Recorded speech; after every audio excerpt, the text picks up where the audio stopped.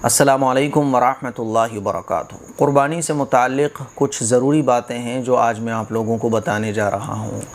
क़ुरबानी करने के लिए जानवर में शरीयत ने कुछ कंडीशंस रखी हैं कि ये कंडीशंस अगर उस क़ुरबानी के जानवर में पाई जाएंगी तो क़ुरबानी ठीक होगी, और अगर ये चीज़ें नहीं पाई जाती क़ुरबानी के जानवर में तो क़ुरबानी दुरुस्त नहीं होगी। इसलिए आपको ये सारे मसले पता होना चाहिए। इसी तरह से बाज़ दफ़ा बकरे का सींग टूट जाता है, पैर टूट जाता है, कोई ज़ख़म लग जाता है, कोई चोट लग जाती है, तो हम टेंशन में आ जाते हैं अब क़ुरबानी दुरुस्त होगी या नहीं होगी। तो ये सारे मसाइल हैं जो आप लोगों को मालूम होना चाहिए, और ये सारी चीज़ें आपके क़ुरबानी के जानवर में ज़रूरी है होना, जो मैं आपको बताऊंगा। अगर ये चीज़ें पाई जाती हैं आपके क़ुरबानी के जानवर में तो क़ुरबानी ठीक होगी, और अगर ये चीज़ें आपकी क़ुरबानी के जानवर में नहीं हैं, ये कंडीशंस अगर पूरी नहीं हो रही हैं आपके क़ुरबानी के जानवर में, तो आपकी क़ुरबानी दुरुस्त नहीं होगी। पहला मसला ये है कि बकरा या बकरी जिसकी आप क़ुरबानी कर रहे हैं उसका कम से कम 1 साल का होना ज़रूरी है। अगर 1 साल में 1 दिन भी कम होगा तो बकरे की क़ुरबानी दुरुस्त नहीं होगी। इसी तरह से गाय, भैंस, इनका 2 साल का कम से कम होना ज़रूरी है। अगर 2 साल में 1 दिन भी कम होगा तो गाय, भैंस, कटरा, पड्डा जो बड़े जानवर हैं उसका 2 साल का होना ज़रूरी है। अगर 2 साल में 1 दिन भी कम होगा तो क़ुरबानी दुरुस्त नहीं होगी, और अगर पूरे 2 साल के वो हो चुके हैं तो क़ुरबानी दुरुस्त हो जाएगी। ऊँट जो है ना, उसका कम से कम 5 साल का होना ज़रूरी है। अगर 5 साल से वो कम का होगा तो फिर उसकी क़ुरबानी दुरुस्त नहीं होगी। तो बकरा, बकरी, इनका 1 साल का होना ज़रूरी है। गाय, बैल, भैंस, पड्डा, कटरा, इनके 2 साल का होना ज़रूरी है, और ऊँट का 5 साल का होना ज़रूरी है। ठीक है ना।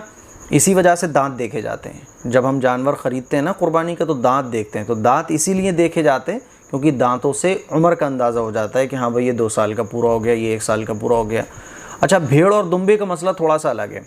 भेड़ और दुम्बे के बारे में मसला ये है कि अगर कोई ऐसा मोटा ताज़ा भेड़ है जो अभी 6-7 महीने का है, 8 महीने का, 10 महीने का है, लेकिन साल भर के जो भेड़ और दुम्बे हैं उनके साथ उसको अगर शामिल कर दिया जाए तो वो इतना मोटा तगड़ा है कि देखने में साल भर का मालूम होता है, तो फिर उसका साल भर का होना ज़रूरी नहीं है, बल्कि 6-7 महीने में अगर वो इतना मोटा ताज़ा हो गया तो उसकी क़ुरबानी दुरुस्त है।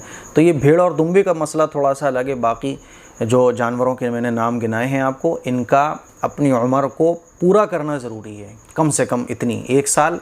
बकरा, बकरी है ना, और गाय, बैल, भैंस, कटरा, पड्डा, इनका 2 साल का होना ज़रूरी है, और ऊँट का 5 साल का होना ज़रूरी है। दूसरा मसला है खस्सी जानवर की क़ुरबानी करना जायज़ है। बाज़ लोग पूछते हैं अरे भाई खस्सी जानवर की क़ुरबानी हो जाएगी? तो खस्सी जानवर की क़ुरबानी करना जायज़ है, बल्कि अफजल है।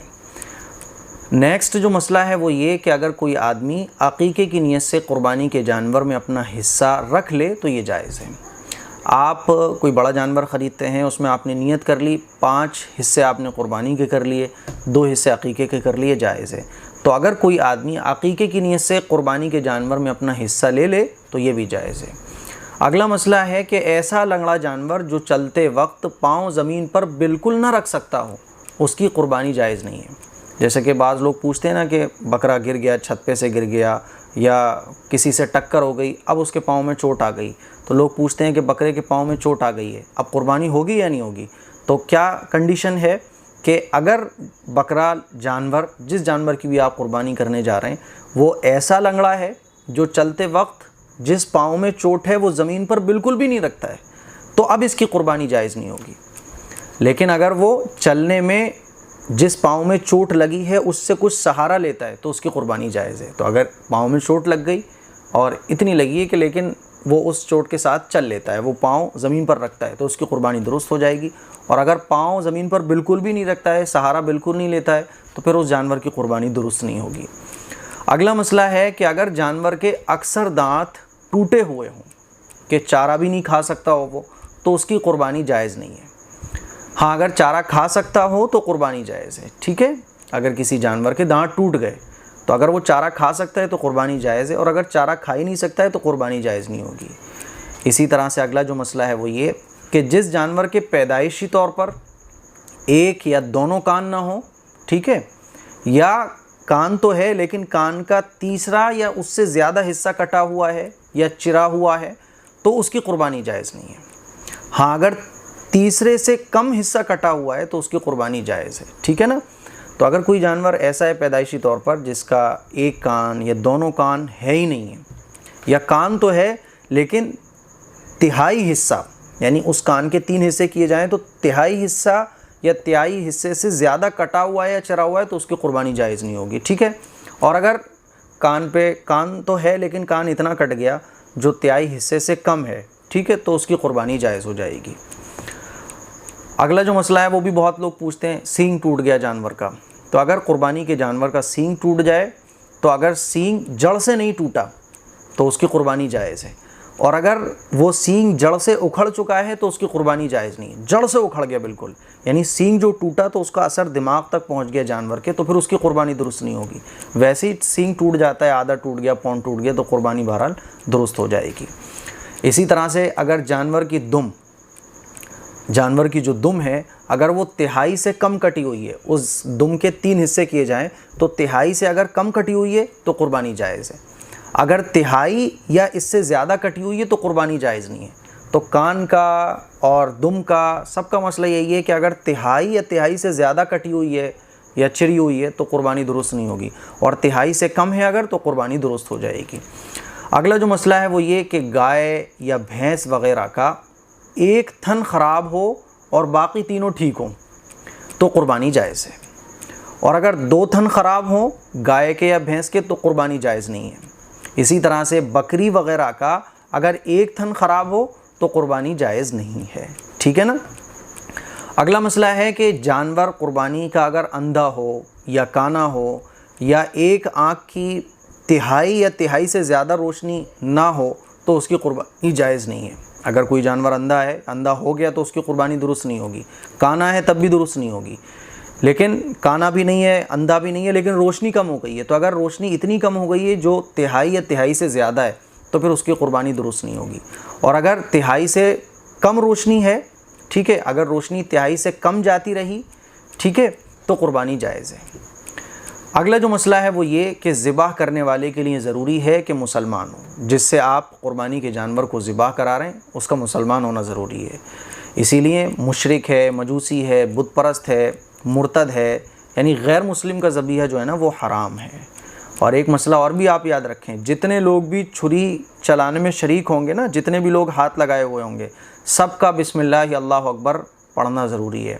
होता क्या है कि आप तो बिस्मिल्लाह अल्लाहु अकबर पढ़ रहे होते हैं, उधर से कसाई आता है, वो भी हाथ लगा लेता है, उसके मुंह में गुटखा भर रहा होता है या वो कुछ बोलता ही नहीं है, तो फिर ये जानवर ज़िबा तो हो जाएगा लेकिन ये हराम होगा, क्योंकि इस पर अल्लाह का नाम नहीं लिया गया।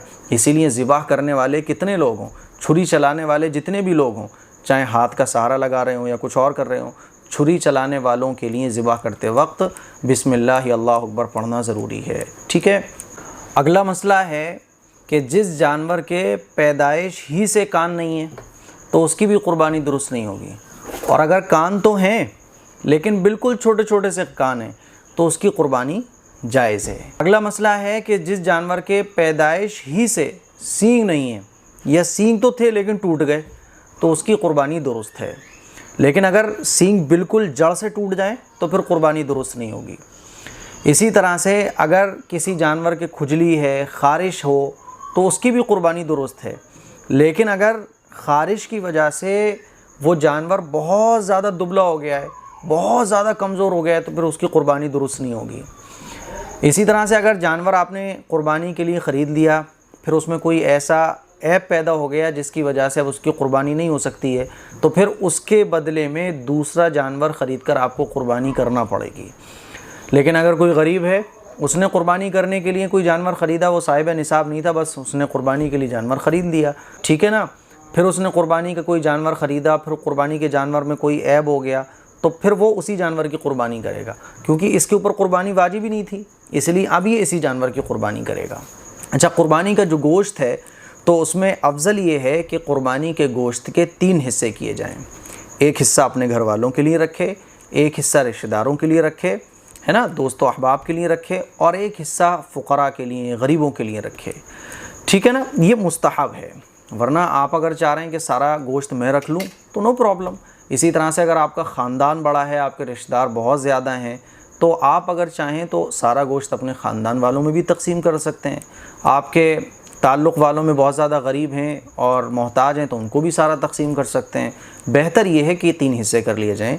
लेकिन अगर आपका ख़ानदान बड़ा है, आपका जो है कुंबा बहुत बड़ा है, तो आप चाहें तो उन पर भी सारा का सारा गोश्त तकसीम कर सकते हैं। ठीक है। अच्छा, अगर क़ुरबानी के जानवर में कई हज़रात शरीक हों तो गोश्त वज़न करके तकसीम किया जाएगा, अंदाज़े से तकसीम करना ये जायज़ नहीं है। और क़ुरबानी का जो गोश्त है उसको फ़रोख्त करना, उसको बेचना, उसको उजरत में देना, ये भी जायज़ नहीं है। इसी तरह से एक मसला ये भी है कि क़ुरबानी की खाल अगर है तो उसको हम अपने ज़ाती इस्तेमाल में ला सकते हैं, उसका कुछ भी बना सकते हैं, अपनी कोई भी चीज़ में उसको इस्तेमाल कर सकते हैं। मिसाल के तौर पे मुसल्ले बना सकते हैं, मशकीज़ा वगैरह बना सकते हैं। अलबत्ता उसको फ़रोख्त अगर कर दिया, हमने उस खाल को अगर बेच दिया तो उसकी कीमत हम अपने इस्तेमाल में नहीं ला सकते। ठीक है। अगर हमने खाल को बेच दिया तो फिर उस खाल की कीमत को गरीबों में सदका कर देना ये वाजिब है। लेकिन अगर उस खाल को हम अपने इस्तेमाल में लेकर आना चाहते हैं किसी भी काम में, तो किसी भी काम में इस्तेमाल में ला सकते हैं। अब तो खाल की कोई कीमत ही नहीं रह गई है, इसलिए बेहतर ये है कि आप जिस मदरसे को खाल दे रहे हैं उसके साथ साथ एक 50 रुपये की या 100 रुपये की रसीद भी मदरसे को भिजवा दें, ताकि अल्लाह का और अल्लाह के दीन का काम करने वाले जो मदरसे होते हैं उनका कुछ भला हो जाए। ठीक है। लेकिन ये भी समझ लें आप कि खाल की जो कीमत है, खाल की कीमत मस्जिद की तामीर में नहीं लगाई जा सकती, इसी तरह किसी सोसाइटी में भी नहीं दी जा सकती, है ना। क्योंकि इसमें ज़रूरी होता है कि गरीब और मिस्कीन को मालिक बना दिया जाए। लिहाजा बेहतर ये है कि क़ुरबानी की खाल किसी दीनी मदरसे में आप भिजवा दें या मदरसे के मुंतज़मीन को दे दें। ठीक है। इसमें जो है ना उनकी मदद करने का भी सवाब है और दीन की खिदमत भी हो जाती है। तो ये कुछ ज़रूरी मसाइल थे जो मैंने आप लोगों से शेयर किए, क्योंकि ये मसाइल बहुत ज़्यादा पूछे भी जाते हैं। मुझे उम्मीद है कि अब कोई डाउट आपको नहीं रहेगा कि जानवर का सींग टूट गया, ये हो गया, वो हो गया। इस क्लिप को शेयर करें, दूसरों तक पहुँचाएँ। अस्सलामु अलैकुम व रहमतुल्लाहि व बरकातुहू।